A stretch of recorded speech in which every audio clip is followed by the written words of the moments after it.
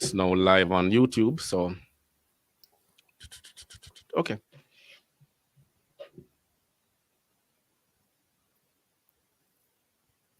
Hello, everyone. Welcome back to another episode of Part Talk. Thank you for joining me. I appreciate each and every one of you. Now, today we have Eric McHugh, President of SHOPX, Web3 e-commerce co-founder and Chief Growth Officer of Data Inc. and AI-powered matchmaking. Eric, please interject and correct me if I'm wrong. I know you have a lot of titles underneath the belt in your vast experience, but for a lot of persons joining us, my content is mostly about the back end of the automotive space, which is parts and service. And over the past 2 years, I have been advising people and raising awareness about the shortage of mechanics, which is happening at an increasingly alarming rate. More so now with the EV mandate, where will require less maintenance.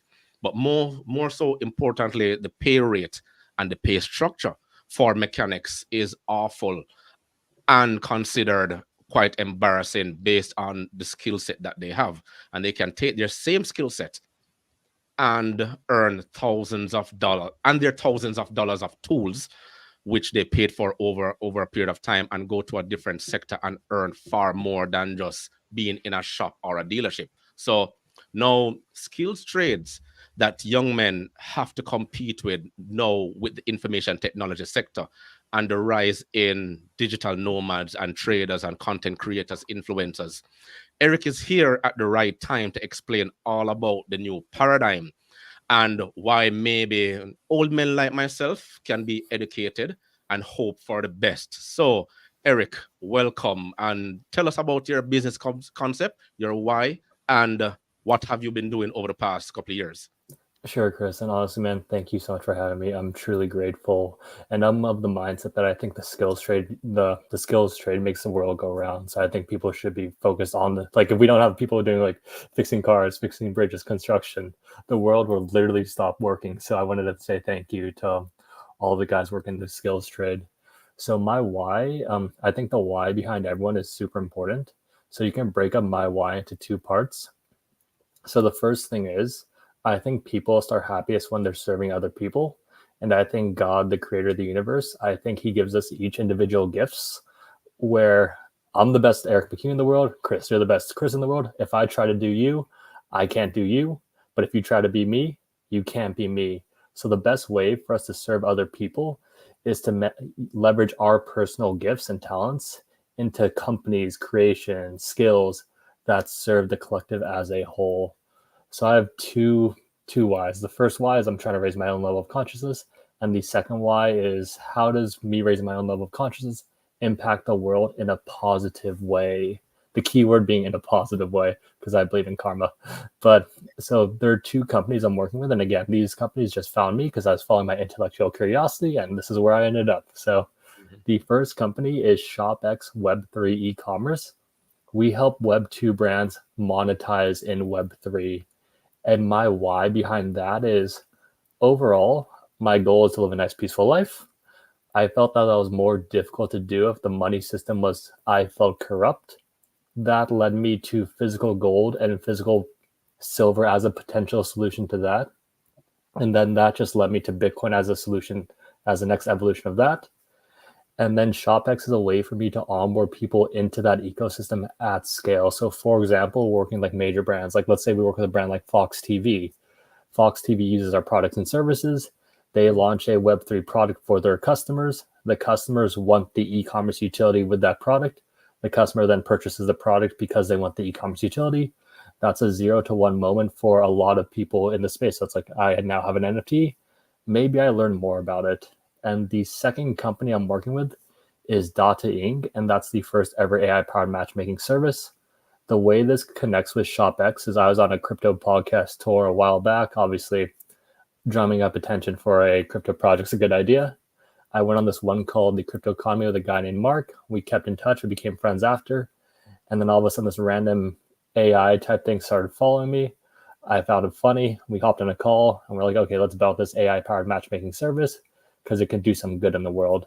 The reason it can do good in the world is I think human relationships are extremely happy for human happiness. Like it's hard to be happy if you're just single, you're alone, you're depressed. It just creates a negative spiral. And I think dating apps and social media play an extremely large part in that. So what dating does is it auto generates a dating profile for you based on your digital footprint and creates matches for you based on their digital footprint. And dating is just the beginning of that. It can do cool things like it can find me a community of men who are like, I like Muay Thai, I like meditation, I like tacos. Like, hey, find me 5 dudes in my area who like Muay Thai, who like meditation, and who like tacos. And then you can take it one step further too. If you're in a skills trade, imagine you're a car mechanic. It's like that's what you do. It's your job. It's like, can you find me 10 other people in this similar field who I may get along with based on their digital footprint? So it's going to be a good way to build community. Okay. That is a lot. So basically you're competing with the existing dating apps that are out there, which is your Tinder, your Bumble, your Hinge, and all those others. What makes it different from all those? Yeah, so I would say the biggest difference is incentive structure. So the main problem with Tinder, and just for your listeners to know, most dating apps in the market, they're owned by one source, which is usually Match.com. So it's not like competing with a bunch of different apps. It's kind of by once an app reaches around 1 million users, Match.com tries to buy them and then just kind of use their users for, and then just they have a monopoly in the market.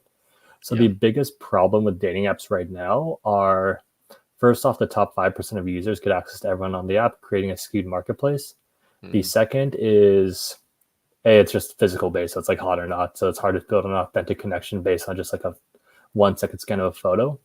And the third and most interesting issue is I find with incentive structure, which we completely go against. So if you think about it logically, if Tinder were to match a happy couple, they get married, what happens to that couple? They leave the dating app. Tinder then loses a paying customer. Tinder is working with Goldman Sachs. Goldman Sachs hates losing money. So this creates an incentive for churn marketing, meaning they want people on like a Ferris wheel type thing. So if you've ever heard of someone delete the app, download the app, delete the app, download the app, that's all by design.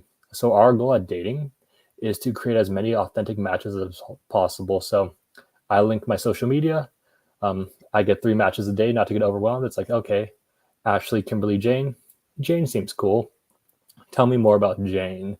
She linked her Facebook. She's the youngest. You're the oldest. Our pattern recognition software said that works best. She linked her Instagram. You both go to a bunch of national parks. That's a match. She linked her LinkedIn. You both have a similar major. Great. That's a match. Oh, she linked her Spotify. Did you know that you both follow this one obscure Spotify artist? They have a concert coming up. Would you like me to suggest a date with Jane? Jane sees my digital footprint. She's like, okay, Eric seems cool. Let's schedule the date. And let's say me and Jane go on the date, we fall in love and we get married. From there, it can act like a relationship butler. It can be like, okay, you guys haven't been on a date in 3 months. Would you like me to suggest the place you had your second date has half off ice cream? Would you like me to suggest a babysitting service for your kid? Would you like me to make reservations? We make reservations. Or it's like, oh, Jane's birthday's coming up. You may not want to miss her birthday. Oh, she just added this thing to her Pinterest board. It may make a good gift. You may want to check it out. And our monetization model is going to be, if you like our app, you like the dates we're suggesting, you book a date within the app and you pay for that date within the app, we would take a commission based on dates. So unlike Tinder and other matchmaking services who incentivize people to keep them on the app, if we're able to foster connection, they keep using our app for dates, that's how we're going to make our money. Yeah, interesting take. But let me ask a little bit more into it. How does your app gather the information? Is it based on a profile, or is it based on a separate platform that will go in and investigate this person individually? In terms of building that particular profile, is it where your app actually takes that information and then try to connect the people together?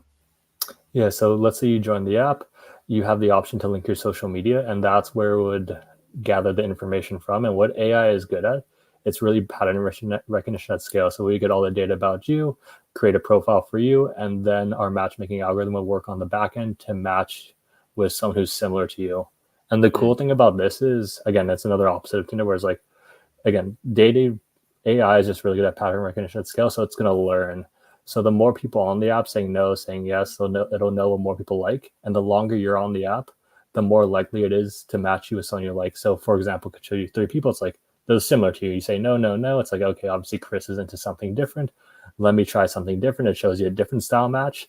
You say, okay, maybe check this person out. It learns from there, and then it can fine tune dates the longer you're on the app. Because again, our incentive is to get you on dates in real, but like we want people to go on real dates with real people, just because that's how relationships are made. Okay, nice to know. Another dating app, but so single persons like myself, we have this notion that the top 5% of the guys are being courted by the 80% of the women on there anyway. So I mean, 100%. Once we get that into our psyche, it's hard for us to get out. So we say, you know what, we're staying away from those type of things. But let me move on a little bit about the whole platform itself, and this is the aspect of Web3 designs. Tell us about what Web3 is. Sure. So going back to ShopX and Web3, to understand what Web3 is, I think it's really important to understand the difference between Web 1 and Web 2. So for Web 1, you can just think of it as read only. You can go online, you can read stuff, and that's fantastic because that helps spread information much quicker. Web 2, the easiest way for me to probably frame that is social media. So just think of Instagram, think of YouTube, think of Facebook. You can read content, you can write content, but you don't own the content. So for example, I could write an Instagram post, you can read my post, you can interact with it, you can do what you will. But in this example, Instagram owns the post, so they can sell our data for nefarious purposes. They could take our content and cancel us both because, like, let's say we say something on this podcast that doesn't fly. Like, okay, enough of these guys, you're both gone, and there's nothing we can really do about that. In Web3, you can read, you can write, and then you can also own the content, and that owning comes in the form of an NFT or a cryptocurrency. So let's just use NFTs, for example, because that's my area of expertise. If I'm an e-commerce brand, I launch ENFT. I either gift you the NFT or you buy the NFT. Now there's a connection between me and you. I could send value to you in the form of however I see fits. I can send you discounts on free product in real life events, whatever it is for me to decide to give you. And the cool thing is, let's say, I mean, you seem like a cool dude. You're probably not going to take me up. But let's say I'm a brand and I'm like, this customer sucks. I want my NFT back. I can't take it back from you because it's your NFT. The government can't come in and take it back from you because it's your NFT. Amazon or Instagram, they can't take it from you because it's your NFT. So that's where the ownership comes into play. And I think that's extremely important when you consider money and or people's social media. Like, I have a friend, his name's Nick. He had a very large Twitch following. He played like games on Twitch. He's like one of those guys. But he said something that didn't fly with the mainstream culture, and they immediately canceled him, and he pretty much lost everything. Whereas he had that NFT, he would still have a connection with his fans, and he'd be so able to monetize. Oh, so the NFT is something. It's a different platform that you can build on your own in terms of your own social media network. Yeah, trying to get the whole understanding of it. Yeah, so NFT stands for non-fungible token, and I think the easiest way to think of an NFT is just think of it as think of a land in the physical world. You have a plot of land, it's your land, you get to decide what you want to do with it. So you can build a school, you can build a garden, you can do nothing, you can build a business, it's your land. So the NFT is the same concept. You have an NFT in cyberspace, it's a one-of-one thing, and you get to decide what you do with that NFT. So you can program it different benefits to fit your different business needs. So it could be like a picture, it could be a one-of-one. It can unlock benefits. There's even ways to make it work in the automotive industry as well. Okay, because working in a dealership for a number of years, I've seen so many changes. We used to use MS-DOS and those DOS-based programs, and then it changed over into Linux-based programs, and then the program keep evolving. Then we had what you call it web-based programs, where you could drag, drop, and paste certain different things. And then we moved into graphic user interface, right? So the whole system of taking out a CD, putting back in, even CD-ROMs. You want a good CD-ROMs these days, you have to buy it separately and then try to connect it to the machine, or you buy a specialized machine that comes with a CD-ROM case. But like I said, because everything has been moving so fast, once a new technology comes into place, then we have to be asking how this works. How does it affect us? How will we get around this? and the list goes on. So with NFTs and DEF, what do you call it? DeFi, DFIR, whatever they call it. Sorry. Uh, DeFi. Diva, yeah, Yes, Diva. decentralized finance. Yeah, something like that. And Dios and all these other things. How are people actually using these now to earn that so-called dream life in your aspect of the world? Yeah, so sure. What I work with is I work with e-commerce brands. So for the e-commerce brands we work with, it's a way for them to earn an additional stream of revenue in Web3 without risking their Web2 revenue right now. So how they use it, it's completely up to them. So we have let me give you three examples, just because we have an enterprise brand, we have a mid-sized brand, and we have a startup brand. I think that gives a good, like, I guess, range of people use us. So for our enterprise brand, let's use Fox. Their new show, Capopolis, it's from the creator of Rick and Morty. They launched an NFT collection prior to the release of the show. So if you own a crab chicken, you get access to specific merch, special content. Your crab chicken may show up in the show. You get to vote on what will happen in the show. So it's a way for Fox to create a relationship with their fan. And the cool thing is, they did this launch prior to the release of their first episode. So that Fox made millions of dollars, and don't get me wrong, millions of bucks is obviously a lot of money. But for a company like Fox, they're like, whatever.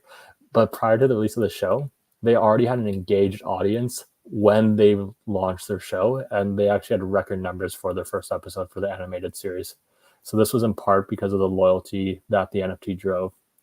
The second example is, I would say, the Mag Park. They're a mid-sized brand. They're in Los Angeles. So their type of business is they sell hyper hats, hyper clothes, and all that stuff.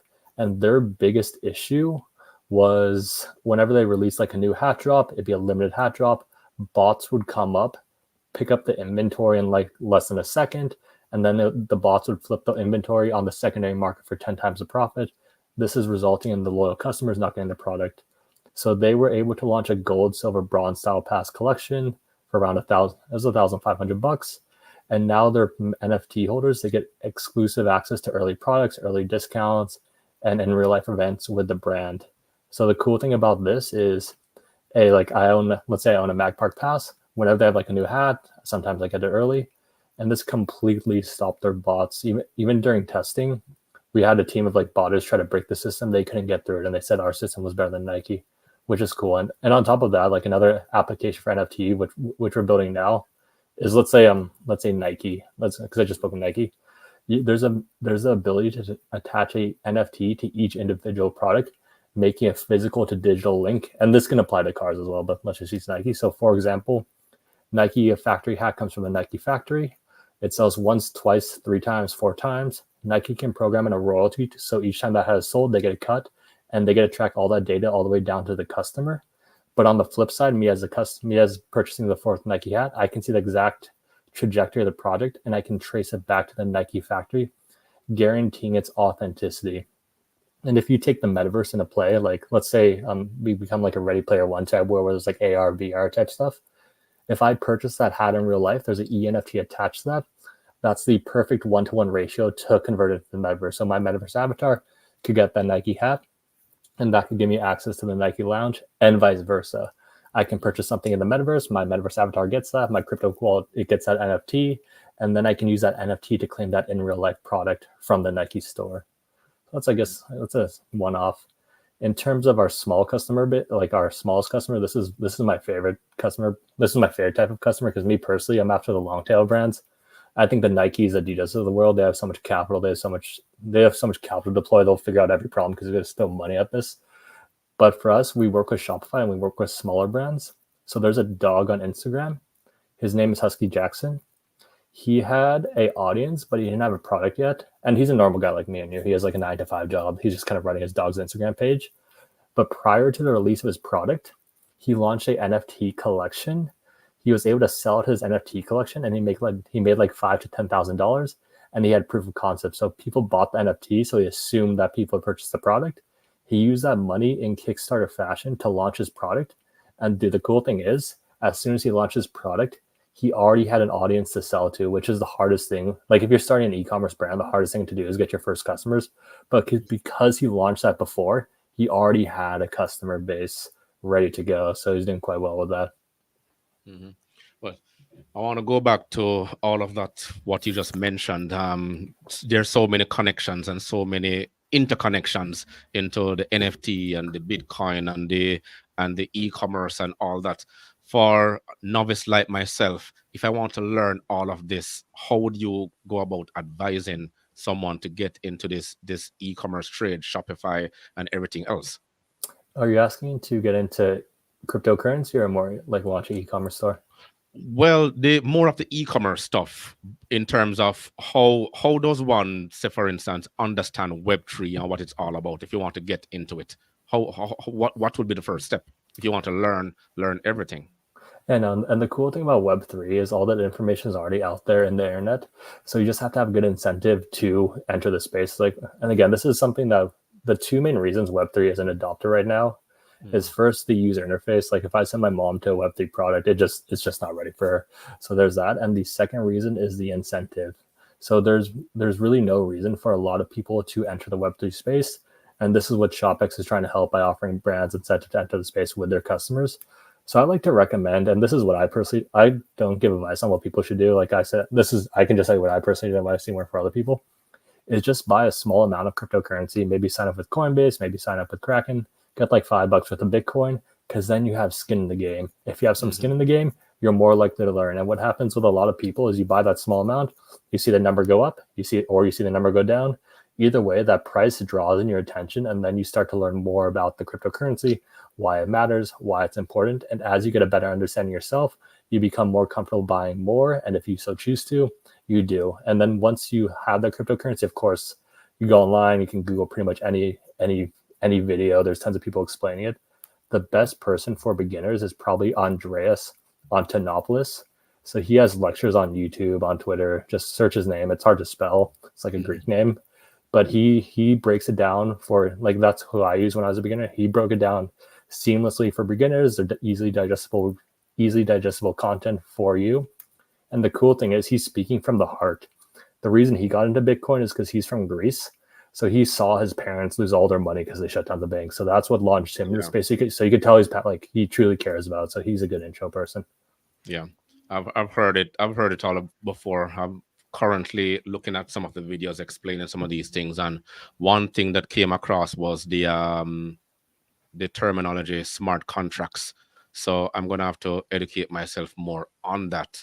It seems because they're telling us the difference about the smart contracts and how it totally different from when you're actually dealing with a commercial bank, a physical banking space, so to speak, and utilizing Web3 and Bitcoin and your wallet and all this. Like I said, I'm very old to the space, but in terms of the software out there, is Web3 being used, say for instance, to assist in the automotive space? I know that is Web3 similar to what BlackBerry had in terms of their RIM software, or an ANSYS, which is a software that is used in EVs. How does Web3 contribute to any of them?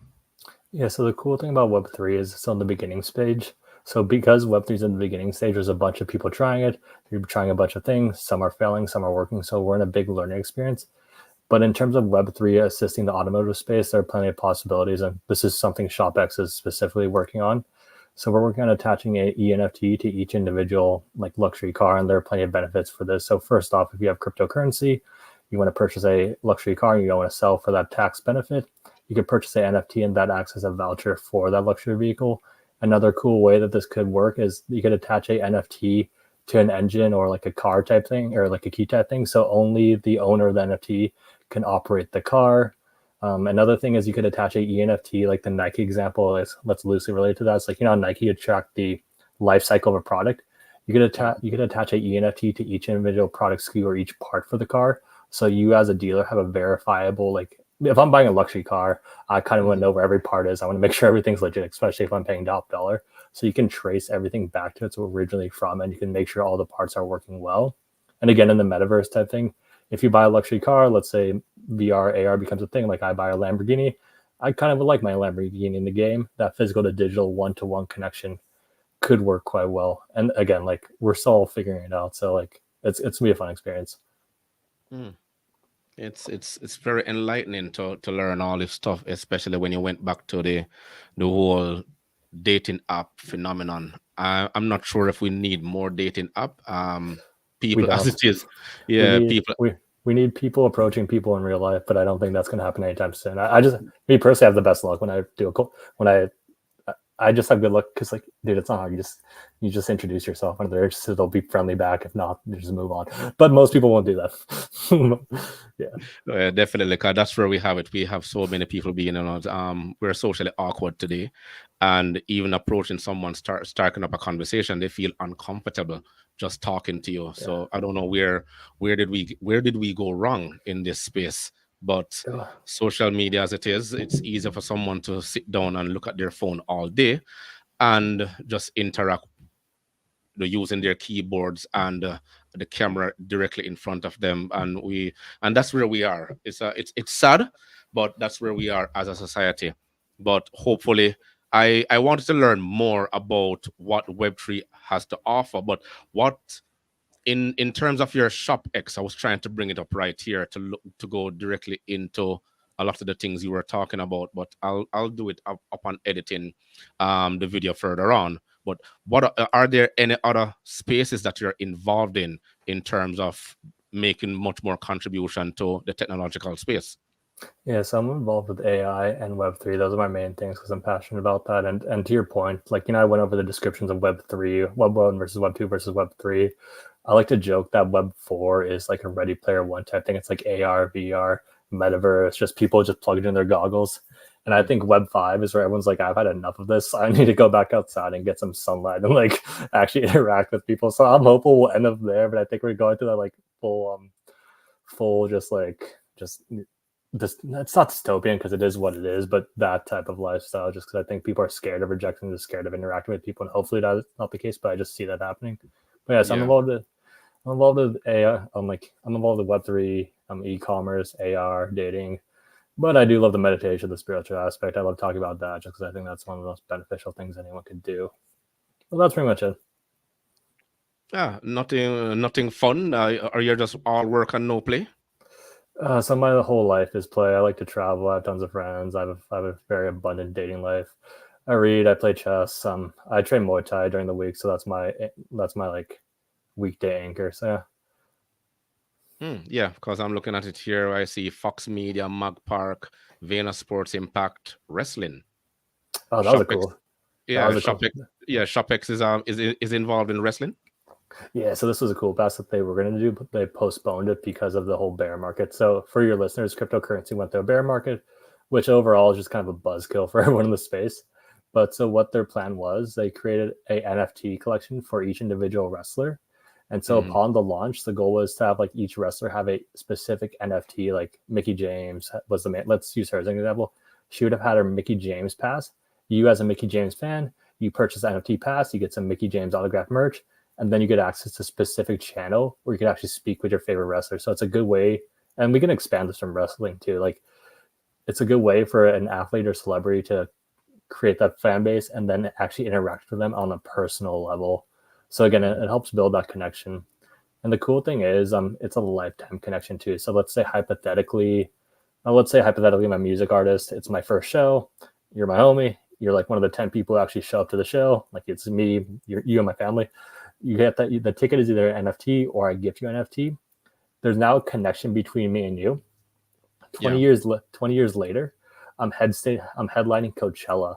And like, okay, well, these guys are my original supporters. And then I can give you airdrop benefits like discounts, merchandise, and all that. And another cool aspect I thought of, like another cool way to incorporate NFTs into everyday life, is I'm a sports fan. I like the Lakers. I like Kobe. So Yeah. let's say each ticket is a NFT. First off, Ticketmaster doesn't get that with like 80%. Yeah, if you've ever used Ticketmaster, it's like double the price because of all their fees and services. So let's say I buy a ticket for Kobe's game. I want to sell it. I can sell it directly to you without having someone cut in and just take most of the money. You then get the ticket. You attend the game. It's a fun game. Something historic happened. So let's say it was when Kobe passed Michael Jordan in points. The ticket acts as proof of attendance. The NFT acts as proof of attendance, and they can now airdrop you like a memorabilia for attending that game, and then you can redeem that memorabilia in real life. Hmm. And it's supposed to be a lifetime thing, but I'm very skeptical in terms of the technology itself. It's always evolving, um, and if something else happened, what will happen to that fan, that wrestler, if they decide they want to get out of that NFT and no longer want to be a part of it? Yeah, no, that's because everything is a voluntary system. So like we've had brands. Sometimes they'll use an NFT for a one and done type thing, where it's like, okay, you brand, you buy this NFT, it redeems for one product, and you're done with that. And this is a good way for brands to know how much product they have to make, and they can use that as a marketing tool. But let's say hypothetically in this wrestler case, if she wants to quit, she's like, all right, I want to use this NFT. Well, then it's up to her. Where it's like, okay, well, she gave her word to her fans, and if she wants to go back on that, it'd just be like a normal consequence. Like just like if there is no NFT, it's like she said she was going to do something, she didn't do that. That's still on the wrestler or the person. Hmm. Yeah, definitely. Eric, I thank you very much. It has been really, really enlightening. I want to go much more into the automotive space in terms of, but do you think that our car brands affixed to NFT? Do you have any knowledge of that? Yeah, no, I know some major ones who are using NFTs for their products and services, and that's something I can't talk about right now just because it's just about to launch. But I can tell you offline. Okay. We can do a follow up. Okay, sure, Yeah, sorry. definitely. Yeah. So And I hate to give answers like that, but it's one of those things. okay. Well, we want to stay ahead of what is happening on any investment opportunities that is there in terms of the automotive space. I'll be more than happy to share, but once it's a secret, I'll just let it rest. We don't want to, let the cat out of the bag. Is there anything else you'd like to share with my audience in terms of what's the next big thing coming up for both ShopX and NFTs and Web3 itself? Yeah, I kind of wish we had this. I kind of wish we had this interview like 2 weeks later, because the next big thing has to do with the automotive industry, where it's like we are doing some major things with some major players, and we just got that started this week. So once that comes out, you'll hear about it. But essentially, we're gonna start tokenizing a bunch of luxury products, luxury items, and then people are gonna start purchasing products as NFTs, which is gonna be cool. Hmm. Well, the automotive space has three different type of customers. So I think it's best for you to cater for them. You have the lower tier, persons who can only afford a certain particular car. Then you have your mid tier, which is what we call them now, your mid-size sedans, large sedans, and your trucks and SUVs. And then you have your luxury brands. So those are the three components. And what a lot of people don't take into consideration is that disposable income purchase motor vehicles, and persons who usually get into trouble are the ones who overextend themselves, and that's why there is a high repossession rate taking place right now in the automotive world. A lot of people are running into financial difficulties, they can't make their payments, and some people have to be taking out loans in order to affix repairs to their cars, and then they can't even service those loans, hence the repossession taking place right now with those particular cars. It's not all about just not making that car payments. And then you have another set of people who are driving around without car insurance, because we just had a significant rate increase going up right now. So I'm just putting that out there to be mindful of the approach. And I'm sure you'll have all your marketing and your data and analysis out there to know exactly who your customer base is. But rolling out a lot of products and then getting the disappointment that it may not work out is because a lot of us, we don't look at our marketing base, our customer base, our analysis, the feedback, the research, the development, and everything that is out there. Oh no, dude, you're 100% right. Like yeah, and our strategies are targeting luxury first. The development's pretty much already been done. It's all about crossing the T's and dotting the I's, and we're going live pretty soon. So that's something I'm excited about. But yeah, like you have to know who you're marketing to, and you have to tailor to that. Otherwise, it will just fail. Yeah, definitely. So, Eric, again, thank you very much. Those who are watching and those who will be watching later on, if you have any comments, please free to share them in the comment section below. And Eric, I will love to do a follow-up once you've launched those NFTs for the car industry, for the various brands affiliated with the automotive sector, and then we can actually get into them to see how, who will be interested, and to do a follow-up on in terms of their performance and anything, and if there is any way persons can get involved in terms of investment strategies and all that. Eric, once again, thank you very much. I know, and dude, like, I'm happy to follow up. I hate giving those like vague answers, but it has to be done this way. And nothing I say is financial advice, but dude, let's keep in touch. And if there's anything I can do to support you or any of your listeners, please don't hesitate to reach out. And dude, I'm super grateful that you had me on the show. That was fun. Thank you very much again, Eric McHugh, ladies and gentlemen. And today ends the live stream, and we will be promoting more talk in terms of live podcasts here on my YouTube channel going forward. Thank you very much, and have a great rest of the day. Thank you.